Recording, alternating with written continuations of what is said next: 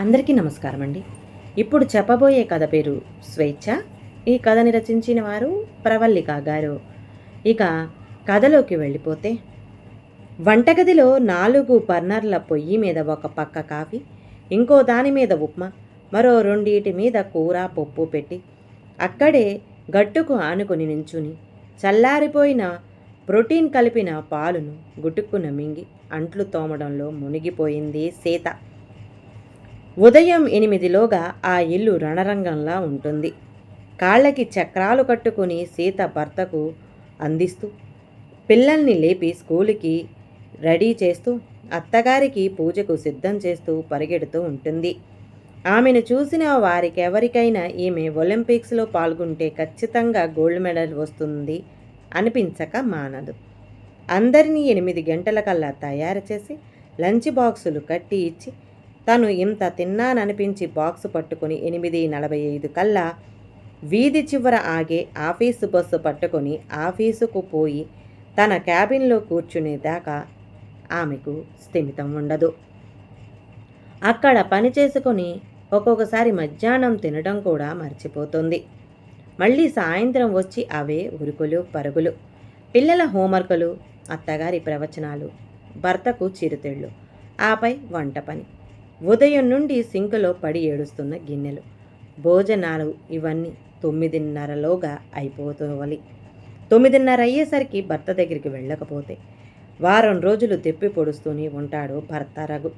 పైగా నెల జీతం తానేమైనా వాడుతుందా అంటే జీతం తెచ్చి అత్తగారి చేతిలో పొయ్యాలి. బొట్టు బిళ్ళలు కొనుక్కోవడానికి కూడా ఆవిడను అడిగే డబ్బు తీసుకెళ్ళాలి. ఆఫీసు బస్సుకి వెళ్ళి మళ్ళీ దానికే తిరిగి వస్తుంది కాబట్టి ఆఫీసుకు వెళ్ళినప్పుడు డబ్బులు కూడా పట్టుకెళ్ళనవసరం లేదు అనేది అత్తగారు అయిన అలివేలు సిద్ధాంతం. సీత ఆఫీసు నుంచి తిరిగి వచ్చేసరికి ఆవిడ తన డ్యూటీ అయిపోయిందన్నట్టు సోఫాలో కూలబడి టీవీలో తలదూరుస్తుంది. ఒక ఆదివారం సీత వంట పనిలో ఉంది. అలివేలు టీవీలో జబర్దస్త్ చూస్తూ విరగబడి నవ్వుతుంటే రఘు ఫోన్లో తలదూర్చి దాన్ని స్క్రోల్ చేస్తూ ఉన్నాడు. పిల్లలు పెరటి వైపు ఉండే వంటింటి కిటికీ దగ్గర కూర్చొని తల్లితో కబుర్లు చెప్తున్నారు. ఈలోగా సీతకు చెల్లి వరస అయిన కీర్తి పతి సమేతంగా వచ్చేసింది. వారు వచ్చింది కూడా తెలియనంతగా అలివేలు టీవీలో మునిగిపోయింది. రఘు అసలు ఈ లోకంలోనే లేడు. సీతకు వీధి గుమ్మం కనపడదు. ఎవరైనా తిరిగి చూస్తారేమో అని కీర్తి అలాగే గుమ్మంలో చప్పుడు చేయకుండా 10 నిమిషాలు నిలబడింది. అయినా అలివేలు చూపు కానీ రఘు చూపు కానీ గుమ్మం వైపు పడలేదు. టీవీ చూస్తున్న అలివేలు వేరుశనక్కాయలు ఒలుచుకుని తింటూ ఆ తొక్కలు అదేదో రైల్వే ప్లాట్ఫారం అన్నట్టు అక్కడే పడేస్తుంది నవ్వుతూ.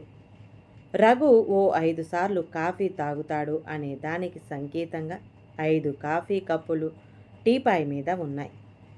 డైనింగ్ టేబుల్ నిండా పిల్లల పుస్తకాలు ఉన్నాయి.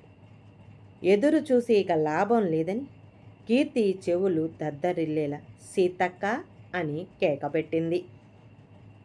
ఆ కేకకి అలివేలు టీవీ రిమోట్ని, రఘు ఫోన్ని ఏకకాలంలో కింద పడేశారు. వంటింట్లో సీత పరుగున హాల్లోకి వచ్చింది. కీర్తిని చూసినందుకు ఆనందంగా ఉన్న ఇల్లు ఏ పరిస్థితిలో ఉందో ఒకసారి పరికించి చూసి నొచ్చుకున్నట్టుగా కీర్తి వైపు చూసింది. అప్పుడే విచ్చుకున్న పువ్వుల అందంగా ఉండే సీత నలిగిపోయిన కాటన్ చీర, చెదిరిపోయిన జుట్టు, చెమటలు పట్టి ముక్కు మీదగా కారుతున్న కుంకుమ బొట్టుతో దర్శనమిచ్చేసరికి కీర్తికి పరిస్థితి అర్థమైపోయింది. సీత కీర్తిని లోపలికి ఆహ్వానించి ఆమె భర్తను కుశలం అడిగి కీర్తితో మాట్లాడటానికి వంటగదిలోకి తీసుకుపోయింది. అదే ఆమె పర్మనెంట్ అడ్రస్ మరి. కీర్తి సీత డైలీ రొటీన్ తెలుసుకొని తన జీతం అత్తగారు తీసుకొని శ్రమదోపిడీ చేస్తుందని అర్థమై కాసేపు మౌనం దాల్చింది. మాట్లాడటానికి మనిషి కరువైతే ఆత్మీయుల దగ్గర మాటలు పొంగుతాయట. సీత ఆగకుండా మాట్లాడుతూనే ఉంది. ఆమె మనసులో ఉన్న నిర్లిప్తత కీర్తికి అర్థమవుతుంది. అందుకే ఆమె మాటలు వింటూని అక్క సంసారం చక్కదిద్దడానికి ఆలోచనలు చేస్తుంది. కాసేపు ఆలోచించి మెరుపులాంటి ఆలోచన తట్టి ఓసారి వంటింటి గుమ్మం దాకా వచ్చి భర్త వైపు చూసి కన్నుగీటింది. ఆ సైగను అర్థం చేసుకున్న భర్త గోపాల్ సరేనన్నట్టు తిరిగి కన్నుగీటాడు. కీర్తి పొయ్యి మీద ఉడుకుతున్న కూరను సిమ్లో పెట్టి సీత చెయ్యి పట్టుకొని హాల్లోకి లాక్కొచ్చి, బావగారు, మా చెల్లి గీతకు వచ్చే నెల 7వ తేదీన పెళ్ళి. సీతక్క అంటే మా గీతకు మహా ఇష్టం. మీ పెళ్ళి జరిగిన దగ్గర నుంచి సీతక్కను కలవడమే కుదరలేదు మాకు. నా పెళ్ళికి మీరిద్దరూ వచ్చిన మీ బిజీ వల్ల ముహూర్తం టైకి మొహం చూపించి జారుకున్నారు. మా గీత పెళ్ళికి అలా వస్తామంటే ఒప్పుకునేది లేదు. మా గీత సీతక్కను వెంటబెట్టుకొని తెమ్మని చెప్పింది. మీరు అనుమతిస్తే తీసుకెళతా అని అలివేలు వైపు చూసింది. ఆమె మొహంలో అప్పుడే రంగులు మారడం గమనించి, మా అమ్మా నాన్న బతుకుంటే ఇలా మీ దగ్గర చెయ్యి దాచేదాన్నే కాదు. వారు పోయి మమ్మల్ని అన్యాయం చేశారు. మా అమ్మలాంటి వారు మా అక్కను పంపించరు అని దీనంగా మొహం పెట్టి అడిగింది. కీర్తి మాటలతో ఎక్కడ నొక్కాలో అక్కడ నొక్కేయడంతో అలివేలు ఆ అమ్మ సెంటిమెంటుకు కరిగిపోయి సీతని పిల్లల్ని పంపడానికి సిగ్నల్ ఇచ్చేసింది. కీర్తి మరో మాట మాట్లాడే అవకాశం ఇవ్వకుండా సీత బట్టలు పిల్లలు బట్టలు సానే సర్ది అరగంటలో వారిని తీసుకొని బయటకు వచ్చేసింది. కనీసం పెళ్ళికి రమ్మని అలివేలుని రఘుని పిలవలేదు కూడా. రఘు అలాంటివి పట్టించుకోడు. అలివేలు పట్టించుకునే స్థితిలో లేదు. సుమారు గంట ప్రయాణం తర్వాత మెయిన్ రోడ్డు దాటి తాము వెళ్లాల్సిన ఊరు దారిలోకి చేరుకుంది. కీర్తి వాళ్ళు ప్రయాణిస్తున్న కారు. పిల్లలు నిద్రపోతున్నారు. సీత బయటకు చూస్తూ కూర్చుంది. కీర్తి అందుకుంది. సీతక్క, పెళ్ళికి ముందు జీవితానికి, పెళ్ళైన తర్వాత జీవితానికి మార్పు సహజం. మరి ఇంత మార్పు నివార్యం ఏమో అంది కీర్తి. అని ఆపింది కీర్తి. సీత ముఖంలో తడబాటు, కళ్ళల్లో చెమ్మ. కీర్తి సునిశిత దృష్టి దాటిపోలేదు. గాఢంగా నిట్టూర్చి సీత మాట్లాడనారంభించింది. ఏం చెయ్యగలను కీర్తి? తల్లికి ఎదురు చెబితే మా వారికి కోపం. ఆయనతో మనసు విప్పి మాట్లాడితే మా అత్తగారికి చిరాకు. పిల్లలతో మాట్లాడదామంటే ఎప్పుడూ చదువు, ప్రాజెక్టుల గోల. అయినా నా మనసులో నిర్లిప్తత పంచుకునే వయసు కాదు పిల్లలది. సాయం చేయగల వయసు కాదు. అప్పటికి 6 నెలలుగా వాళ్ళ షూ వాళ్లే పాలిష్ చేసుకుంటున్నారు. సాక్సులు వాళ్లే ఉతుకొని ఆరవేసుకుంటున్నారు. ఆదివారం బట్టలు ఉతికితే పిల్లలే ఆరేసి మడత పెడతారు. ఈ వయసులో అమ్మకి సాయం చెయ్యాలన్న మనసు వాళ్ళకి ఉంది. కానీ ఎన్ని పనులున్నాయి చెప్పగలను? పట్టుమని 10 ఏళ్ళు కూడా లేవు వాళ్ళకి అని బాధగా కీర్తి వైపు చూసింది. కీర్తి విని భారంగా నిశ్వసించి అక్క భుజం మీద చెయ్యి వేసి తన ఒడిలో పెట్టుకుని జోకొట్టింది. సీత మనసులో బాధ కరిగే వరకు కీర్తి ఒడిలో అలాగే ఉండి నిద్రపోయింది. ఊరు చేరాక చిక్కి సగమైన సీతను చూసి అందరూ ఆశ్చర్యపోయారు. ప్రయాణ బడలిక తీర్చుకొని పిల్లలకి భోజనం పెట్టి నిద్రపుచ్చాక గీత దగ్గరికి వెళ్ళింది సీత. గీత బొగ్గలు పుణికి అంది, మా గీత పాప పెళ్లి కూతురు అయిపోయింది అని. అది విని గీత నాకు పెళ్ళేంటి అనేసరికి ఆశ్చర్యపోయింది సీత. వడివడిగా కీర్తి దగ్గరికి వెళ్ళి ఏంటని అడిగితే రేపు మాట్లాడుకుందాం పడుకో అని చెప్పి మాట్లాడే అవకాశం ఇవ్వకుండా వెళ్ళిపోయింది. సీత ఆలోచనలతో ఎప్పటికో నిద్రపోయింది. మరుసటి రోజు కీర్తి పిల్లల్ని ఆడుకోవడానికి పంపి సీతతో మాట్లాడటం మొదలుపెట్టింది.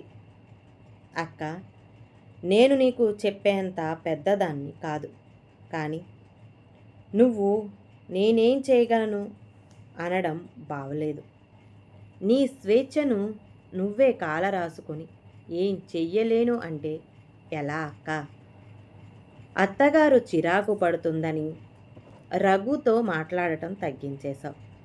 దానివల్ల నీకేమైనా మనశ్శాంతి మిగిలిందా? లేదు.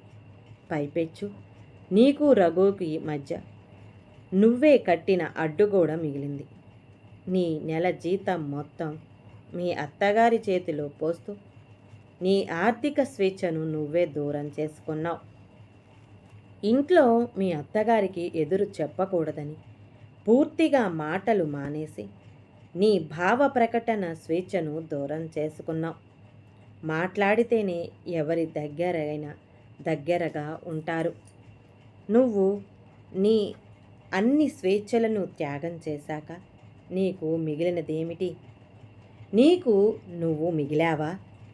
నీ అత్తింటి వాళ్ళకి సేవలు చేసే యంత్రంగా మిగిలావు. అది నీ ఇల్లు అక్క. నువ్వెలా నడిపిస్తే అలా నడుస్తుంది నీ ఇల్లు. మీ అత్తగారు మాట అంటావా? మాటలతో చెప్పి చూడు. వినకపోతే పోట్లాడు. అంతేకాని నీ ఇంట్లో నువ్వు జీతం లేని పని మనిషిలా ఇంట బయట పని చేయకు.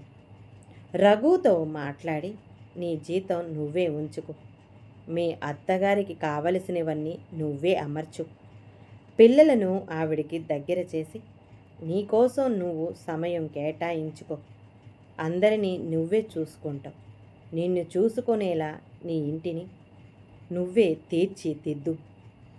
నీ ఫ్రీడమ్ ఆఫ్ లైఫ్ని తిరిగి సంపాదించుకో అని సీతకు ఆలోచించడానికి సమయం ఇచ్చి కీర్తి వెళ్ళిపోయింది. కొన్నాళ్ళు పోయాక కీర్తి గీతకు నిజంగా పెళ్లి కుదిరిందని చెప్పడానికి సీత ఇంటికి వెళ్ళింది. సీత ఇంట్లో లేదు అప్పుడు. రఘు కూడా లేదు. అలివేలు కీర్తిని సాదరంగా ఆహ్వానించి పెళ్లి పత్రిక అందుకుని పెళ్లి కానుకగా ఓ 10 బస్తాల పసుపు కుంకుమను పంపిస్తానని మాట కూడా ఇచ్చింది. సీత ఇంటికి వచ్చాక కీర్తి వచ్చి వెళ్ళిన సంగతి అత్తగారి ద్వారా తెలుసుకుని కీర్తికి ఫోన్ చేసింది. తనొచ్చేదాకా ఉండనందుకు చివాట్లు పెట్టాలని. కీర్తి మాత్రం సీతక్క కుటుంబంలో మార్పు చూడడానికి వచ్చాను. మార్పే వచ్చేశాను. పెళ్ళికి 10 రోజులు ముందు రావాలి మరి అని నవ్వుతూ ఫోన్ పెట్టేసింది. తన చేతులారా నరకప్రాయం చేసుకున్న జీవితాన్ని తన చేత్తోనే సరిదిద్దుకునేలా తనని మోటివేట్ చేసినందుకు మనసారా కీర్తికి కృతజ్ఞతలు తెలుపుకుంది సీత. ఈ కథ గనక నచ్చితే ప్లీజ్ అండి లైక్ చేయండి. అలాగే ఛానల్ని సబ్స్క్రైబ్ చేసుకోవటం మాత్రం మర్చిపోమాకండి. మీ విలువైన అభిప్రాయాన్ని కామెంట్ బాక్స్లో కామెంట్ చేయండి. అందరికీ ధన్యవాదాలండి.